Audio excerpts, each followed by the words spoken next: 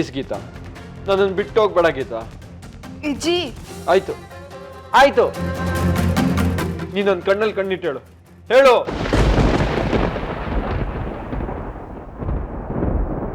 ಮನ್ಸಿಂದನೇ ಹೇಳ್ತಾ ಇದ್ದೀನಿ ವಿಜಿ, ಹುಚ್ಚಾಟನೆಲ್ಲ ನಿಲ್ಸು.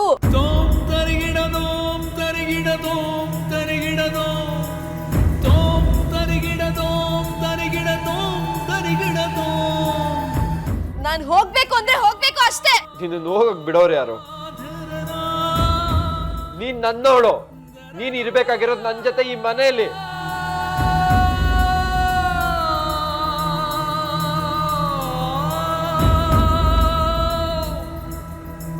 ಇಲ್ಲಿಂದ ಒಂದೇ ಒಂದ್ ಹೆಜ್ಜೆ ಕದ್ಲಿದ್ರು ನೀನ್ ನನ್ನ ಪ್ರೀತಿಸ್ತೀನಿ ಅಂತೀಯಲ್ಲ,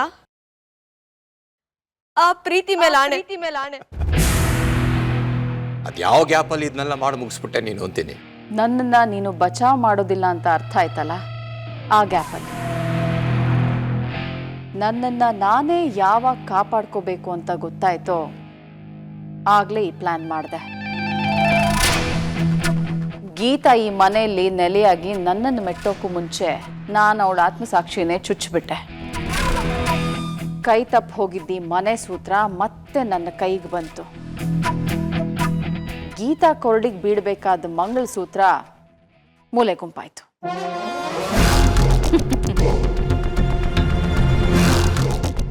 ನೀನು ನನ್ನ ತಂಗಿಯಾಗಿ ಹುಟ್ಟಿದ್ದಕ್ಕೆ ಸಾರ್ಥಕ ಆಯ್ತು ಬಿಡು. ನನ್ನ ತಲೆ ಓಡದೇ ಇದ್ದಾಗ ನೀನು ಸುಮ್ಮನೆ ಕೂರ್ಲಿಲ್ವಲ್ಲ.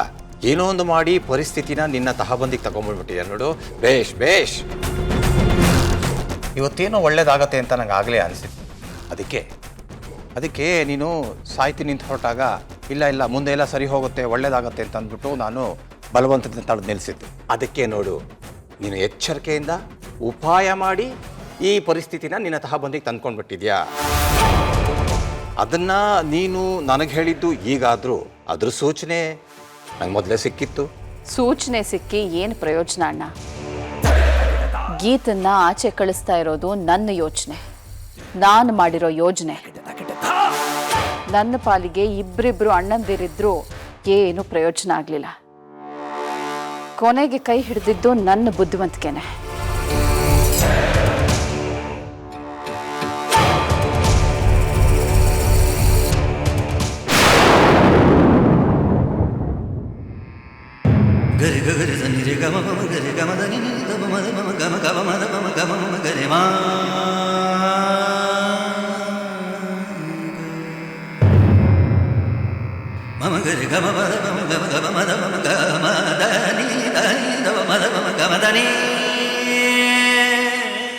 ಏನ್ ಹೇಳ್ತಿದ್ಯಾ ಗೀತಾ?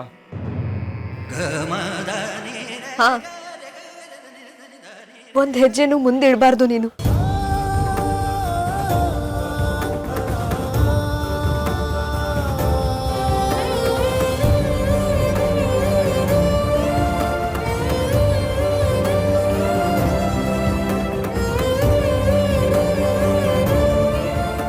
ಗೀತಾ, ನಿಂತ್ಕೋ ಗೀತಾ, ಇದು ಅನ್ಯಾಯ ಗೀತಾ. ಈ ರೀತಿ ಹಣೆ ಹಾಕಿ ನನ್ನ ಕಟ್ಟಾಕ್ಬೇಡ Geetha, please please Geetha.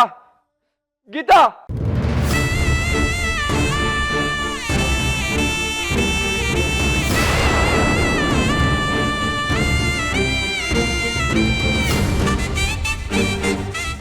Geetha,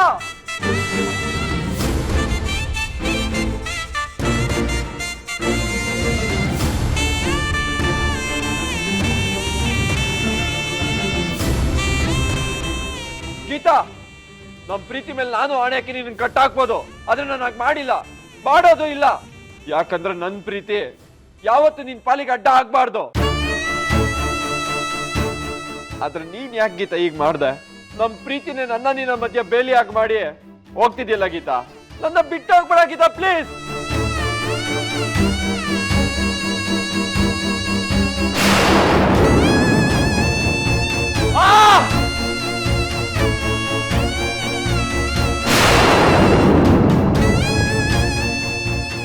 Geetha, please Geetha, ನನ್ ಬಿಟ್ಟು ಹೋಗ್ಬೇಡ, ನಿಂತ್ಕೋ ಗೀತಾ, ಪ್ಲೀಸ್.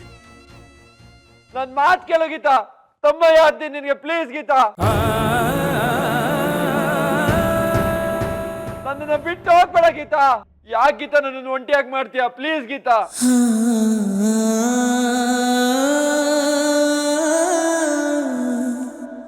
ಇಲ್ಲ ಅಂದ್ರೆ ನಾನಿವತ್ತು ಜೈಲಿಗೆ ಹೋದ್ರೂ ಪರವಾಗಿಲ್ಲ, ಅವ್ರನ್ನ ಕತ್ತರಿಸಿ ಹಾಕ್ಬಿಡ್ತೀನಿ.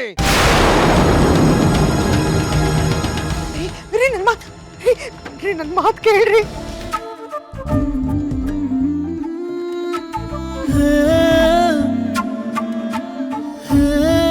ಅಲ್ಲಿ ನೋಡ್ರ ವಿಜಯ್.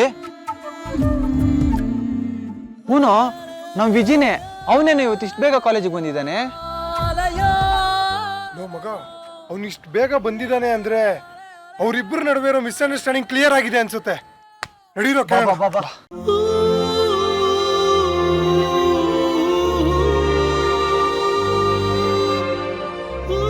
ಹಾಯ್ ಮಗ.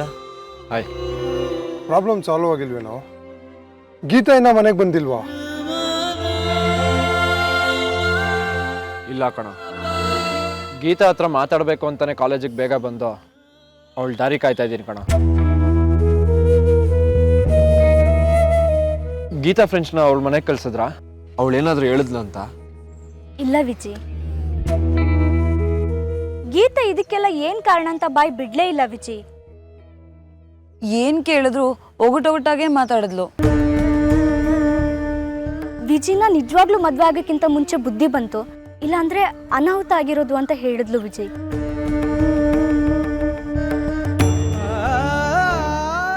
ಅದಕ್ಕೆ ಏನ್ ಕಾರಣ ಅಂತ ಕೇಳಿದ್ರೆ ನಿಮಗ್ ಲೇಟ್ ಆಯ್ತು ಅಂತ ಮನೆಗೆ ಹೋಗಿ ಅಂದ್ಲು.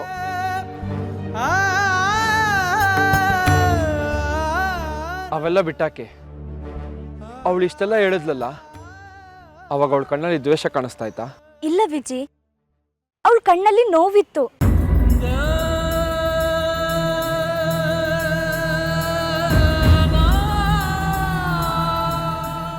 ಅವಳ ಮಾತು ಹೊರಟಾಗಿದ್ರು ಅವಳ ಮನ್ಸು ನೋವಲ್ಲಿ ತೋಯ್ತಾ ಇತ್ತು ವಿಜಯ್. ತಾನ್ ನೋವು ಪಡ್ತೀನ ಅಂತ ತೋರ್ಸ್ಕೊಳಕ್ಕೆ ಹಾರ್ಷಾಗಿ ಮಾತಾಡಿದ್ಲು ವಿಜಯ್.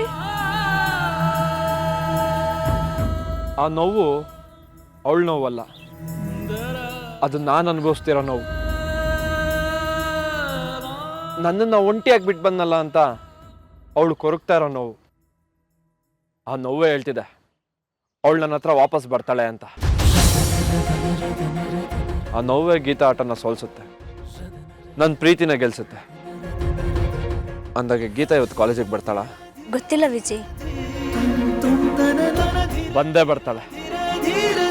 ಗೀತಾಗೆ ಓದು ಅಂದ್ರೆ ಹುಚ್ಚು, ನಾನು ಅಂದ್ರೆ ಮೆಚ್ಚು. ನನಗೆ ಅವಳು ಅಂದ್ರೆ ಹುಚ್ಚು. ಗಂಡನ್ ನೋಡಕ್ಕೆ ಹೆಂಡತಿ ಬರಲೇಬೇಕು.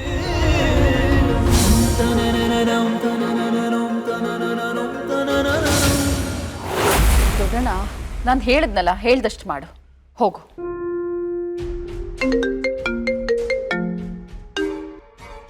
ಹಲೋ, ಏನೋ ಮಚ್ಚಿಟ್ಕೊಂಡ ನಮ್ಮನೆ ಒಳಗ? ನೀವೇನ್ ಕತ್ತೆ? ಪ್ರಕಾಶ್,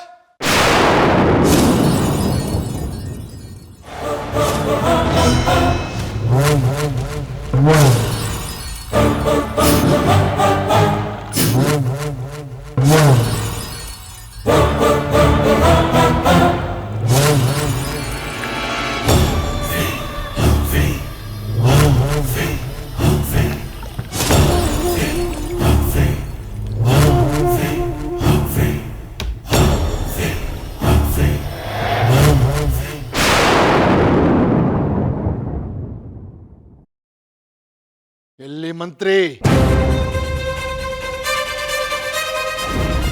ಮಂತ್ರಿ ಕೈಲಿ ಕದ್ರಿ ಕೆಲಸ ಮಾಡಿಸಿ ಬಚ್ಚಿಟ್ಕೊಂಡಿದ್ದೀರೋ? ಯಾರಯ್ಯ ನೀನು? ಮಿನಿಸ್ಟರ್ ಮನೆ ಒಳಗೆ ಬಂದು ಹೀಗೆಲ್ಲ ಕಿರ್ಚಾಡೋದಕ್ಕೆ ಎಷ್ಟು ಧೈರ್ಯ ನಿನಗೆ? ಏಯ್, ನಾನ್ ಯಾರು ಅಂತ ಕೇಳಕ್ ನೀನ್ ಯಾರೋ? ನಾನು BP ಶ್ರೀನಿವಾಸ. ನಾನು ಮಂತ್ರಿ ಸೂರ್ಯಪ್ರಕಾಶ್ ಅವ್ರ ಬೀಗ. ಎಲ್ರಿ ಬೀಗರು? ಬೀಗತನದ ಬೀಗನೆ ಕಳ್ಕೊಂಡ ಮೇಲೆ ಬರೀ ಬೀಗದ ಕೈ ಇಟ್ಕೊಂಡು ಏನಯ್ಯ ಮಾಡ್ತೀಯ ನೀನು? ಕಳೆದೋಗಿಲ್ಲ ಕಣ್ರಿ. ಮಿಡ್ಲ್ ಕ್ಲಾಸ್ ಹೆಣ್ಮಕ್ಳ ಸಂಬಂಧ ಕಳ್ಕೊಳ್ಳೋದಕ್ಕೆ ನೀವು ಸಂಚು ಮಾಡ್ತಾ ಇದ್ದೀರಾ.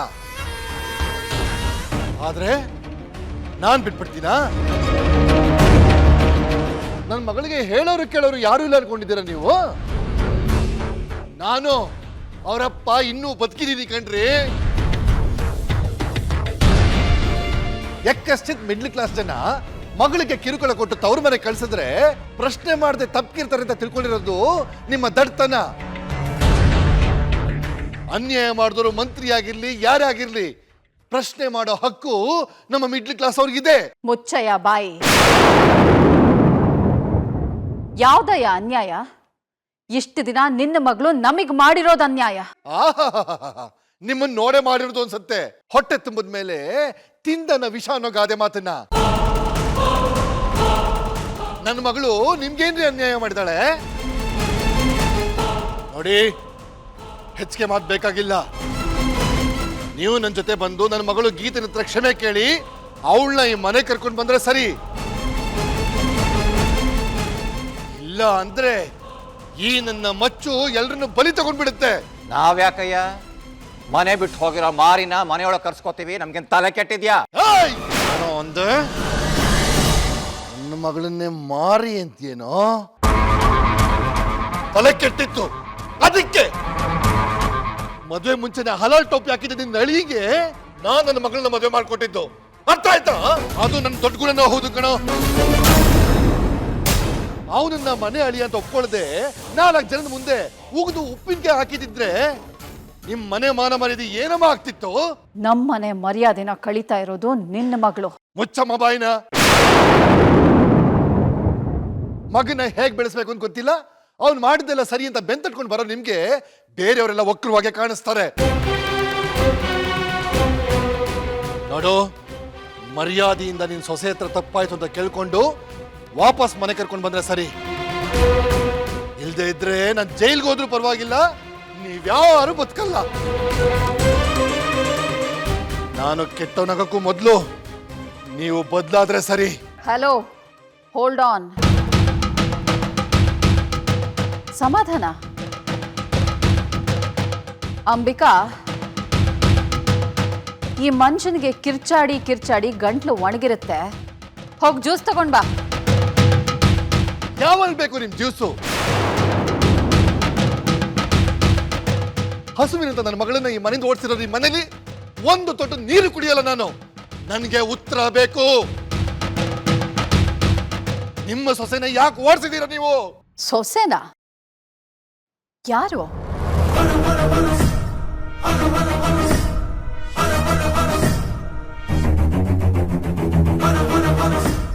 ಈ ಮನೆಯಲ್ಲಿ ಸೊಸೆ ಅನ್ನೋ ಸ್ಥಾನ ಯಾರಿಗೂ ಇಲ್ವಲ್ಲ.